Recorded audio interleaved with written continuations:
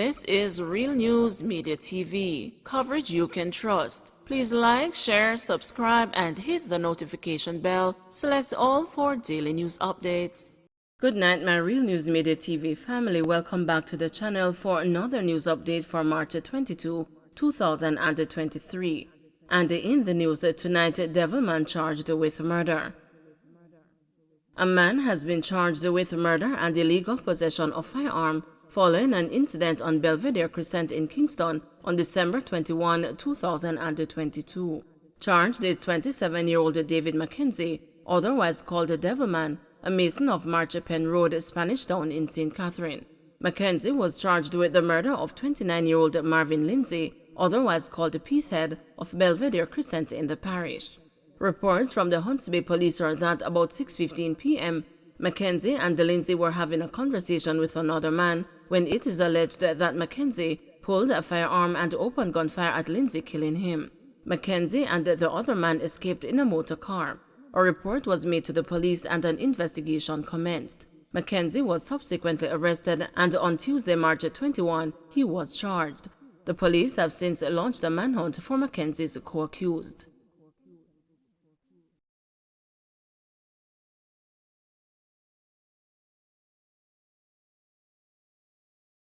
Manchester taxi operator accused of fatally stabbing spouse in front of children remanded. A 29-year-old taxi operator accused of using 3 knives to fatally stab his spouse in front of 2 children just over a week ago was remanded when he appeared in the Manchester Parish Court on Wednesday. The accused, Kevin Leslie, otherwise called the Nice, made his first court appearance on Wednesday before presiding Judge Monique Harrison. His attorney, Norman Godfrey, told the news that Leslie was remanded to reappear in court on April 26. When the case was mentioned on Wednesday, it was disclosed that the case file is incomplete as a post-mortem has not yet been done. On March 10, Leslie allegedly stabbed his common-law wife, Shade Brown, 28, a surgical assistant, at their home in Daly's Grove, Newport, in front of Brown's 11-year-old son and a 5-year-old boy. A senior police source said investigators believe the couple had a dispute about 8:30 p.m. A police report said the man then proceeded to take the knives to stab Brown repeatedly before fleeing the scene. The children were reportedly locked inside the house with Brown's body. After hours of trying to get out of the house to seek assistance, the 11-year-old alerted neighbors. Leslie was held by the police on Saturday, March 11. Mechanic slapped with multiple charges following dispute at gas station. A man has been arrested and charged following a dispute at a gas station on Beechwood Avenue on Sunday, February 26 in Kingston, where he allegedly shot at a man. Charged with shooting with intent, illegal possession of firearm, accessory after the fact, misprision of a felony, and malicious destruction of property is 36-year-old Marlon McCreath, a mechanic of Barbican Road in Kingston. Reports from the Halfway Tree police are that about 11:25 p.m., the driver of a Toyota Probox motor car went to a petrol station on Beechwood Avenue, where he stopped behind a Hyundai motor car which was driven by McCreath with 2 other men aboard. An argument developed between McCreath and the men in the Probox, during which a shot was reportedly fired in the direction of the Probox driver.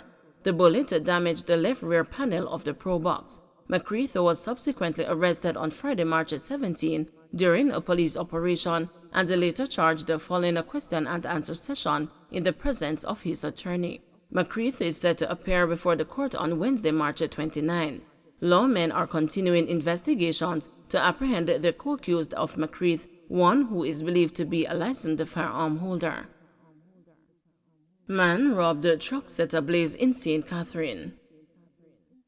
A trucker was robbed of an undetermined sum of money by unknown assailants in St. Catherine yesterday, and his truck set ablaze by his attackers. The Corporate Communication Unit confirmed that the robbery took place at about 7:30 p.m. on Tuesday. Video footage of the truck, which was set ablaze, emerged on Tuesday night, making several rounds on social media. The robbery occurred along a section of the Edward Seaga Highway in the vicinity of the Vanity Fair Bridge. The men robbed him and then set fire to the truck. The trucker was knocked unconscious by the men who robbed him. A source told the news that the trucker, who is employed to a distribution company, was stopped by men who he assumed to be policemen because they were flashing red and blue lights. They stuck a gun in his face and knocked him out and robbed him his 2 phones. They then set fire to the truck because they were upset that they didn't get access to a revolving safe in the truck that cannot be accessed so easily, so they set fire to the truck out of spite, the source said. The police are investigating. MOH says that dental assistants will be paid next week. The Ministry of Health and Wellness is reporting that dental assistants will receive payments under the government's new compensation structure next week. Upset dental assistants protested outside the Finance Ministry this morning over the issue. They stated that despite inking the deal last month, the adjustments are yet to be reflected in their salaries. In a statement this afternoon, the ministry said it has now advised the Union of Technical, Administrative and Supervisory Personnel, which represents the dental assistants in the public health sector, that retroactive payments related to the compensation review program will be settled on Wednesday, March 29. Man charged following shooting incident in Seaview Gardens. A phone technician has been charged with wounding with intent following an incident in his community of Seaview Gardens in Kingston on Thursday, March 9. Charged is 44-year-old Corey Drummond.